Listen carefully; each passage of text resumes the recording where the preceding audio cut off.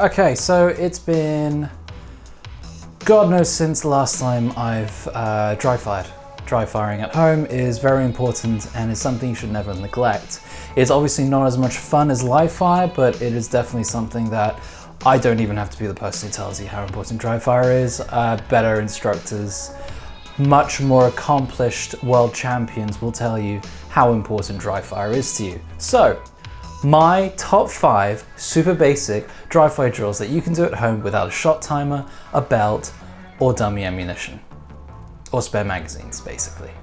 Number 1 is literally just posture check. It is you aiming your gun at a target. I use a small dot that I have penciled on the wall. I lie, I don't have a small dot. I have stickers that I put on the wall. They're literally small polka dot shape, like half a centimeter in diameter.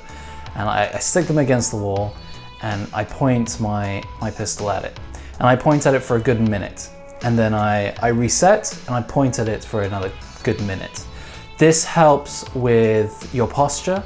It helps with the strength in your arms and the endurance. This is something that you're doing to help you with your muscle memory. It is something that you're doing to help you with the strength in your arms and to help you get your posture right for when you're actually shooting your handgun. 1 minute.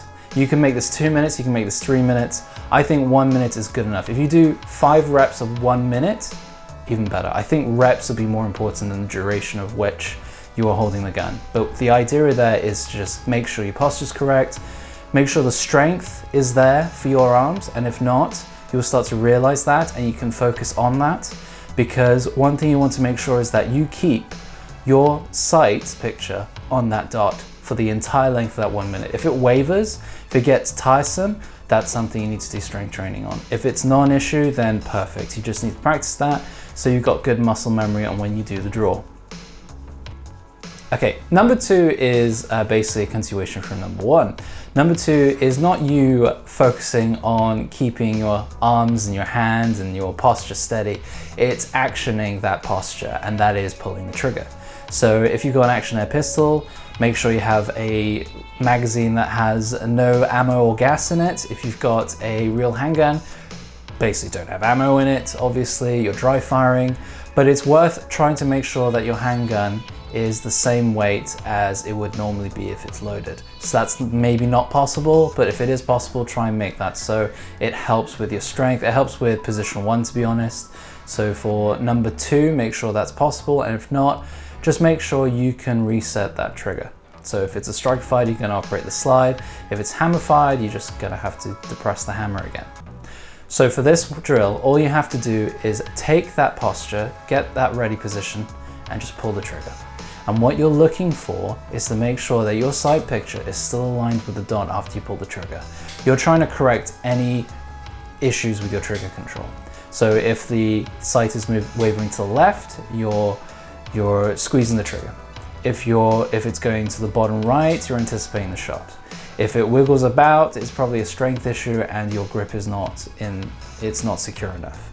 So it's worth looking at how your sight picture changes after you pull the trigger, because essentially that is where the shot is going to go in the end. It doesn't matter how much you keep your gun steady and your sight picture ready. The second you pull that trigger and you start making those my scrop, this position is all about trigger control. And this is what you're working on. Your sight picture, once you've shot, once you pull that trigger, is what you're looking at and what you're trying to correct in this drill. And once you're able to keep that steady, then you can move on to the next 3 drills that I've got for you. Because if you don't get this one right, you're just going to be working in very bad habits into the rest of your drills. Drill number 3. Drill number 3 is a compress ready to shot drill. I'm basically extrapolating off the first and second drill.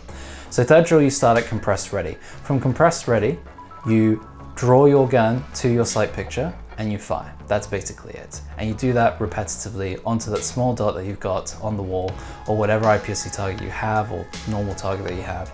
You practice with that. And you do that repetitively until you find something wrong with either your grip, your posture, your trigger control, all of the above. You're looking for issues and you're looking to make sure you can correct those issues. Okay, so drill number 4 is another extrapolation of drill number 3. you're basically starting completely unchambered, which means that the hammer is completely reset. Your internal hammer is already pressed. Basically, you're going to have to operate that slide. The idea is to make sure that you can operate a slide from compress ready to ready and fire. So you're basically doing that over and over again. What you're trying to drill out here is the ability to go from any position, from reload or anything like that, and be able to operate that slide if need be. It's also great for doing unchambered starts and fully unloaded starts. Fully unloaded starts triggers Google, strong hand from compress ready. So you start with both your hands on the gun at compress ready and on the go, or whatever you want to use. I didn't use a shot timer. You can use a shot timer if you want, but I don't think you need to. This is more just for you to practice, not for you to try and drill in your par times. You just go from compress ready to strong hand, fire, and then back to compress ready. And you keep repeating those reps as much as you can until you find issues with either your timing, your grip, your trigger control, or your sight picture. So you're honing down on those 4 things. And you know what? If you really want to, and you could say this is drill 6, although I said top 5 drills, you can change and alter drill 5 to be weak hand. So you can start doing weak hand shots with your left if you're right-handed, right if you're left-handed, and practice those too. That is basically one drill, to be honest. You can alternate between the 2. I like to do them in reps, so I do a few reps of strong, a few reps of weak, and that is my 5 basic, super basic, because you don't need a holster, you don't need a shot timer, just the gun. Dry fire drills. Yeah. Wow, this is a messy video. This is probably going to be the messiest video I ever make. Probably need a reward for this. But yeah, these are my 5/6 basic, super basic dry fire drills that you can do at home with just a blue gun, a replica, or your real handgun. I hope you like this video, and I was about to say I hope to see you soon. That's not what I meant to say. I'll see you in the next video.